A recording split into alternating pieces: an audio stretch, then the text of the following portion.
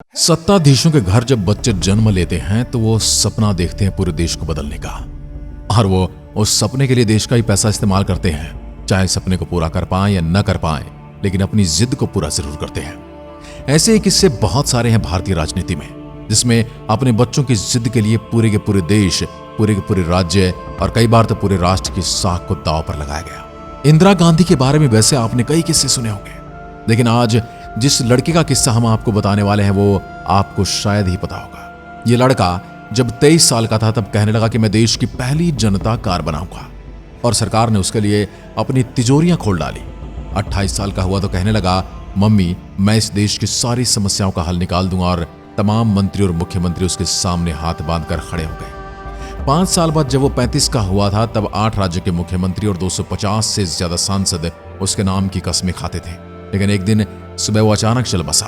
आज की हमारी कहानी है संजय गांधी की है, और उनकी मौत से जुड़ी कहानी।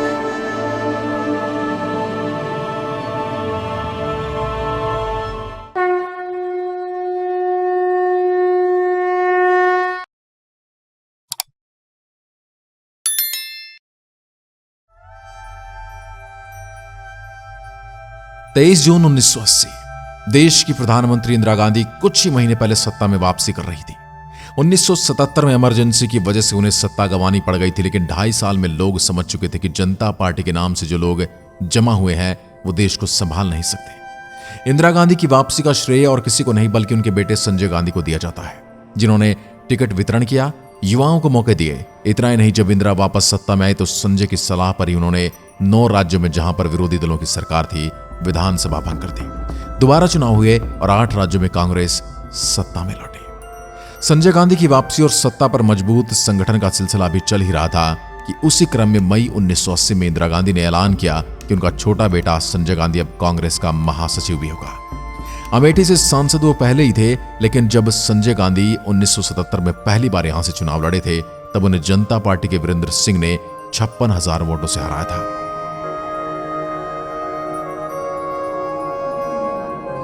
यह बात और थी कि 3 साल बाद संजय को अपना राजनीतिक इंतकाम मिला और वो काफी ज्यादा वोटों से सांसद बने। संजय गांधी जिस तरह की सियासत करते थे उनकी निजी फितरत भी वैसी ही थी, खतरों से बेपरवाह होकर खेलना। जब वो प्लेन चलाते थे तो हवाबाजी करते थे। एक किस्सा भी है जब इंदिरा गांधी के खास सहयोगी धीरेन्द्र ब्रह्मचारी, जो कि इंदिरा जी के योग गुरु भी थे, और उनके आवास पर ही उनका आश्रम भी चलता था। यह किस्सा संजय गांधी की मौत से 2 दिन पहले 21 जून का है। धीरेन्द्र ब्रह्मचारी कश्मीर से एक चार्टर्ड प्लेन से वापस लौटे और एयरपोर्ट पर उनकी मुलाकात संजय गांधी से होती है। तब संजय उनसे कहते हैं, चलिए स्वामी जी, आपको हवा की सैर फिर से करवाता हूं अपने स्टाइल में। धीरेन्द्र तब कहने लगे कि संजय गांधी की सफलता के किस्से बहुत सुने हैं, इसलिए उन्हें बख्श दो। अगले दिन रविवार था और इंदिरा गांधी के सहयोगी आर.के. धवन संजय की बात में आ गए। जब संजय गांधी एयरपोर्ट से दिल्ली फ्लाइंग क्लब के एक एरोप्लेन की उड़ान के लिए निकले तो उनके साथ आर.के. धवन भी बैठे थे। हवा में कुछ पल बिताने के बाद जब आर.के. धवन वापस आए तब उन्होंने इंदिरा गांधी से कहा कि वो आज के बाद कभी संजय गांधी के साथ सवारी करना नहीं चाहेंगे। इंदिरा गांधी पहले से इस बारे में जानती थी, लेकिन इंदिरा जी कभी संजय को ऐसे करतब करने से नहीं रोक पाई, और फिर वही हुआ जिसका डर था। बात करेंगे अब संजय गांधी की मौत वाले दिन की तारीख, 23 जून 1980। प्रधानमंत्री इंदिरा गांधी के आवास से सुबह एक हरे रंग की मेटाडोर कार निकलती है। हमेशा की तरह ड्राइविंग सीट पर संजय सवार थे, और उसके बाद वो रोजाना की तरह एयरक्राफ्ट में बैठकर हवा में कलाबाजी करने जाते थे। ये उनका शौक भी था। 23 जून को संजय और ज्यादा खुश थे क्योंकि इस दिन वो एक नए एयरक्राफ्ट पिट्स S-2A पर सवारी करने वाले थे। ये लाल रंग की एक शौक चिड़िया थी जो अपने बनावट, अपने हल्के इंजन की वजह से हवा में गोतेबाजी में बहुत अच्छी थी। एयरपोर्ट पर संजय गांधी का इंतजार दिल्ली फ्लाइंग क्लब के चीफ इंस्ट्रक्टर सुभाष सक्सेना कर रहे थे। संजय और सुभाष एयरक्राफ्ट पर सवार थे और उन्होंने वहां से उड़ान भरी। कुछ देर में प्लेन अशोका होटल के ऊपर से गुजरा और फिर उसने गोल गोल कलाबाजियां करना शुरू कर दिया। कुछ मिनट बाद जब संजय अपने दफ्तर के ऊपर कलाबाजियां खा रहे थे, प्लेन पर उनका नियंत्रण छूट गया और कुछ देर में प्लेन रुक गया और आवाजें करता हुआ नीचे जा गिरा। संजय गांधी का एयरक्राफ्ट क्रैश हो चुका था।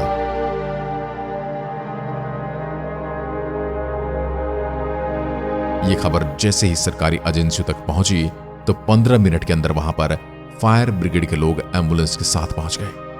अभी एयरक्राफ्ट का मलबा पेड़ों के बीच फंसा हुआ था। और फिर कई शाखाओं को काटने के बाद 2 शवों को नीचे उतारा गया। दोनों शवों में एक शव था सुभाष सक्सेना का और दूसरा था संजय गांधी का। कुछ ही देर में वहां देश की सबसे ताकतवर शख्सियत बेबस मां के रूप में पहुंचने वाली थी। इंदिरा गांधी को जैसे ही संजय गांधी के एयरक्राफ्ट क्रैश होने की खबर मिली, वो अपने सहयोगी आर.के. धवन के साथ मौके पर पहुंच गई। कार एक्सीडेंट वाली जगह से पीछे रोकी गई और इंदिरा गांधी दौड़कर जाने लगी, लेकिन फिर उन्हें एहसास हुआ कि वहां सैकड़ों की भीड़ जमा है, जो कि एक मां के साथ प्रधानमंत्री इंदिरा गांधी को भी देख रही है। इंदिरा गांधी रुकी और पास में पहुंची। लाल कंबल हटाकर बेटे के शव को देखकर बिलख कर रोने लगी। ये पहला मौका रहा होगा जब लोगों ने देश की आयरन लेडी को ऐसे बिलख कर रोते हुए देखा था। संजय गांधी के शव को 2 दिन तक रखा गया क्योंकि उनके बड़े भाई और इंडियन एयरलाइंस के पायलट राजीव गांधी अपनी पत्नी सोनिया और बच्चों के साथ इटली में छुट्टियां मना रहे थे। संजय गांधी की पत्नी मेनका गांधी मौके पर मौजूद थी, लेकिन मेनका के भाई भी विदेश में थे, उनका भी इंतजार किया गया। फिर 2 दिन बाद संजय गांधी का अंतिम संस्कार किया गया और इस तरह सियासत के नए सिरे से तमाम आशंकाएं सर उठाने लगे। अब कांग्रेस का क्या होगा? क्योंकि पिछले 3 सालों में कांग्रेस सरकार में इस तरह की व्यवस्था बन गई थी कि इंदिरा गांधी विदेशी मामले और राजनीति के बड़े बड़े मामले देखती थी, जबकि संगठन और राज्य की सियासत पूरी तरह से संजय गांधी के कब्जे में आ चुकी थी। हालिया चुनाव में जिन 8 राज्यों में कांग्रेस जीती थी, वहां के मुख्यमंत्री भी संजय गांधी के चुने हुए थे और यही बात प्रदेश अध्यक्षों पर भी लागू होती थी। अब सवाल यह था कि संजय के बाद कौन? क्या संजय की पत्नी मेनका गांधी या फिर संजय के बड़े भाई राजीव गांधी? लेकिन अब हमें पता है कि इसका जवाब राजीव गांधी है, जिन्हें इंदिरा ने सियासत की भागदौड़ सौंपी थी। हालांकि राजीव गांधी को सियासत से कोई लगाव नहीं था और इसी वादे के साथ उन्होंने सोनिया गांधी से शादी भी की थी। लेकिन फिर एक बेबस मां की पुकार के आगे सारी कस्में धरी की धरी रह गई। बात करें अगर संजय गांधी की, तो उन्हें बार बार इमरजेंसी के खलनायक के तौर पर पेश किया जाता है और कुछ लोग तो ऐसे भी उन्हें याद करते हैं कि अगर आज वो होते तो ये देश कब का अनुशासन के हाईवे पर चलकर तरक्की कर चुका होता, क्योंकि संजय अपनी मां की तरह समाजवाद की ढपली बजाने में यकीन नहीं करते थे। संजय का रुख फैक्ट्री की ओर था, संजय का रुख कैपिटलिज्म की ओर था। संजय जो कार बनाना चाहते थे उसका नाम मारुति था। मारुति हनुमान जी का नाम है और हवा में उड़ते थे, और संजय गांधी की मौत भी हवा में उड़ते हुए ही हुई थी। आज की वीडियो में बस इतना ही। क्या आप भी मानते हैं यदि संजय गांधी जीवित होते तो कांग्रेस और भारत दोनों की तस्वीर अलग होती? सही मायने में या गलत मायने में, ये आप कमेंट में लिखकर बता सकते हैं। जय हिंद, जय भारत।